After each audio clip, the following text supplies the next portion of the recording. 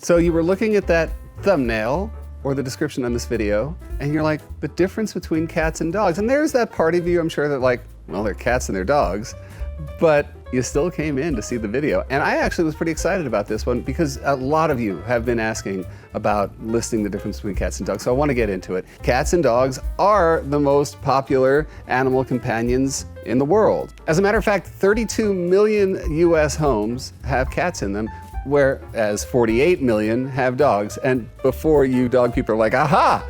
Not so fast, my friends. 70 million dogs altogether in US homes approximately, and 74 million cats. So, aha! But there's reasons for that, of course.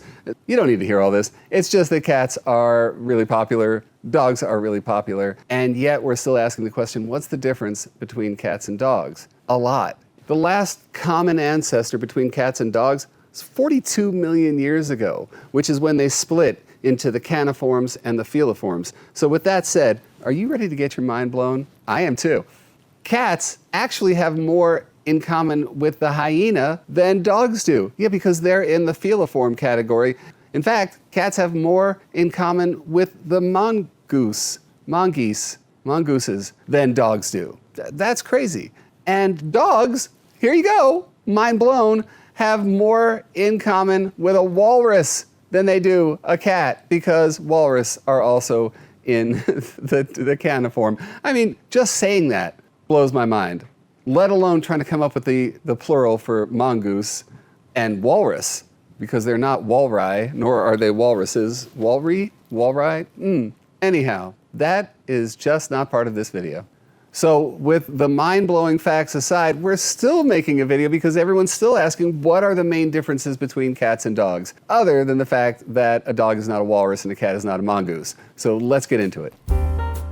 It really does come down to this evolutionary difference. That's really the journey of domestication. With dogs, we co-evolved with them. From that time, they came in with us, and it was all about helping us hunt, sharing our food, and then, striking this bond, and over time, selectively breeding them to do very specific jobs. And in the meantime, they became companions. And that is the long history with dogs. With cats, it really came down to this mutually beneficial relationship starting 12,000 years ago, where we were storing grain. The mice and the rats were fouling that grain. The cats came along, took care of the mice and the rats. We said, well, this is a great relationship. When it came to calling them companions, really that's a blip in the timeline. We're talking about a couple of hundred years as opposed to the 40,000 years with dogs. And as we start talking about all the rest of this, you'll see it all flows through those very basic facts.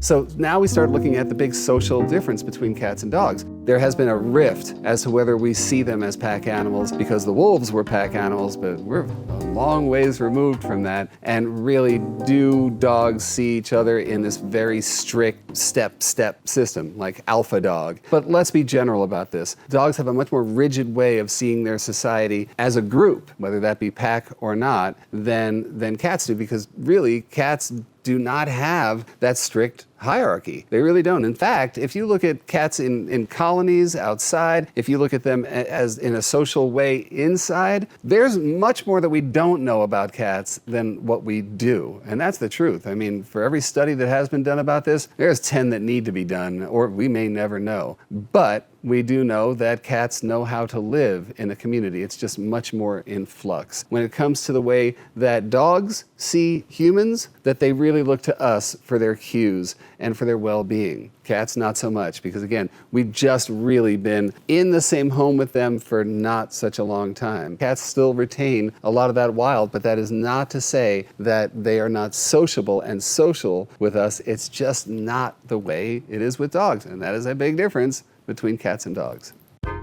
And not to belabor the point, but everything I talk about here is all about the straight line between who I call the raw cat, the ancestor, and your cat. It's a very straight line. All of the behavioral characteristics and social and physical all relate straight back there. So with playing with a dog, they can go for like an hour. Anybody who plays with a dog knows that the fetch can go on for an hour, the running around can go on for an hour. With cats, it is just not the case. Cats are built for speed and not distance, and all of their play equals prey. From a very, very early age, this is what they know. Hunting is play. So a cat as a hunter is meant to watch, to assess, to stalk, to pounce. If they don't get what they're after, they go right back to square one and do it again. So it's very short spurts of play. And I think, again, as we expect cats to play, we think they're going to play like dogs, and we're disappointed when they don't run around for an hour. And that's not who they are. And everything I'm going to say from now on is the same point, so you can rewind the video and go right back here if you're trying to figure out some context physically. So let's talk about the physical differences between cats and dogs. I want to start right at the center of everyone's lives, which is dietary needs. Dogs are omnivores. Now, yes, both cats and dogs evolved as scavengers. That's a similarity. But dogs were scavengers, but also depended on what we were eating at the same time. And that's why dogs can be more carnivorous, they can be vegetarian, they can be vegan, they can live on any of that sustenance. Cats can't. The difference there is that cats are obligate carnivores. Again, we haven't done much to their process over all these years. They still need what they needed tens of thousands of years ago. That's why cats cannot be vegetarian, they cannot be vegan, they are obligate carnivores. You know what allows me to make videos for you guys on an ongoing basis, 350 videos and counting? That is your subscriptions. A lot of you guys think you're subscribed, but you're not. As a matter of fact, over 70% of you who watch these videos are not subscribed. So please subscribe, hit the bell so that you know when videos are coming out. And also what helps our channel is likes, so do that too. Another big difference between cats and dogs is their feet. I know some of this sounds a little obvious, but not so much. Now, a similarity is that both dogs and cats cool themselves through their pads in their feet. They basically sweat through their pads. Another big difference in their feet, dogs have nails. Cats have claws. And again, that's a big difference, is that the claw is just a really basic part of a cat's life. As a solitary hunter, as someone who's in nature right in the middle of the food chain, hunt, be hunted, kill, or be killed, those claws are really important. It is an offensive weapon, it is a defensive weapon, and this is a very big difference between cats and dogs. Dogs are, by and large, terrestrial. Cats own the sky. And that's the thing. Cats' vantage point, escape routes, where they are the most confident in the world, oftentimes it's up there. And any of you guys who have cats know that, because we talk about catification, environmental enrichment, and when we talk about that, we talk about them not having to share the space with dogs and to create their own lanes of highway, which often is going to be off the ground. And so much of that is about their claws. And an extension, in terms of cats being so much more vertical than dogs, we think about how muscularly they are built to climb. And not just to climb, but to jump down. Cats can jump down from great heights. As they hit the ground, then all of that impact is dispersed around their entire system because they're made for that. Cats actually have what's called a righting mechanism. When they fall, they can fall, with their back facing the ground. They find that center and they know where the ground is, and their whole body turns, and they're so much more flexible than dogs in this way, and then they know how to land on their feet. Dogs just are not built for that. Let's talk about how they see the world. Both cats and dogs have much better peripheral vision than humans. Dogs can see about 240 degrees, which is a lot in peripheral vision. Cats, about 200 degrees, so not as much. Now, we get a big difference when we start to focus in on a single point of reference, or binocular. Cats have much better vision than dogs. We're talking 30 to 60 degrees in dogs and 140 degrees in cats. So let's talk about colorblind. Everyone's always asking, is my dog colorblind? Is my cat colorblind?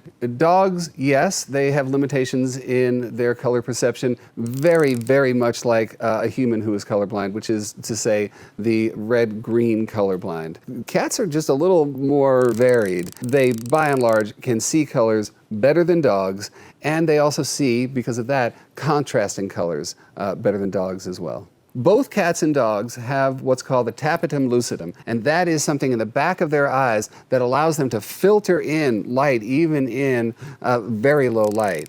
Cats definitely do more with that light because they are crepuscular. They hunt in very low light, whether that's sundown or sunup, because that's when their prey is more available to them. So in a way, yes, cats and dogs can do more with low light, but for instance, with humans and with dogs, their irises, when there's a lot of light, it really contracts and into a little bitty pinprick. Cats, actually, it turns into a slit, so they can receive more light in there and therefore make a little bit of adjustment. In low light, cats can see up into the ultraviolet range, which is to see, I mean, it's like, you know, that movie Predator, where Predator is like, they see those figures in the distance, and they don't know what that figure is, but they know that they're there, and they know that that's where they're going to eliminate, or eliminate their prey. A cat can see way off in the distance a mouse in grass. They can see up into that ultraviolet range, and actually, there are some theories that cats can even see in the infrared range, which is why they can see ghosts. Am I getting off topic? I believe I am. But because cats are so dependent on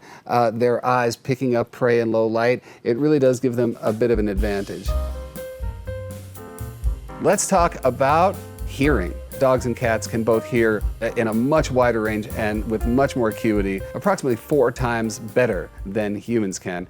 Now let's talk about a difference between cats and dogs. And a lot of this, again, comes from the fact that cats are always hunting or trying to avoid being hunted. Cats have 9 more muscles in their ears than dogs do. That's because those muscles help to control this radar on the top of a cat's head. Their ears can turn almost all the way around so they can focus in on what they're missing back there and what they're trying to get to up here. So that means that cats have 27 total muscles in their ears alone, and dogs only have 18.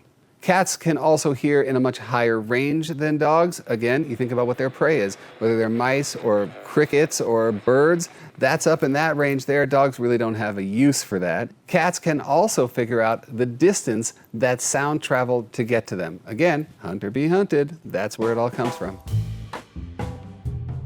So sense of smell by the numbers. Humans have about 6 million scent receptors in their nostrils. That is a paltry amount compared to both cats and dogs. Dogs have on average about 100 million, but it can get up to 300 million.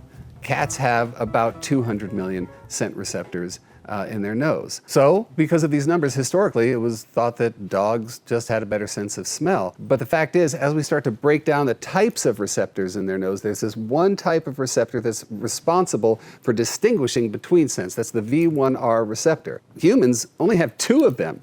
Dogs have 9, cats have 30, because again, it's so important in the world of cat that they be able to distinguish between types of scents. So that, numbers aside, makes for cats coming out ahead when it comes to the most sensitive sense of smell. The sensitive sense of smell. So yes, when we talk about the difference between cats and dogs, they are thoroughly different. But when it comes to cats and dogs living in our homes, that's where they're starting to meet in the middle. The longer we have cats in our homes, the more we treat them as family members and not just as colleagues out there in the fields. Now that leads us to our final thing, which is, who's better, cats or dogs? See that smile on my face? I'm just leading you down the primrose path here, cat people and dog people. Nobody's better. I mean, if you don't have a dog in your life and you have a cat, I totally urge you to live the bipedal lifestyle. If you have a dog and you don't have a cat, first of all, you probably wouldn't want to be watching this channel. But if that is the case,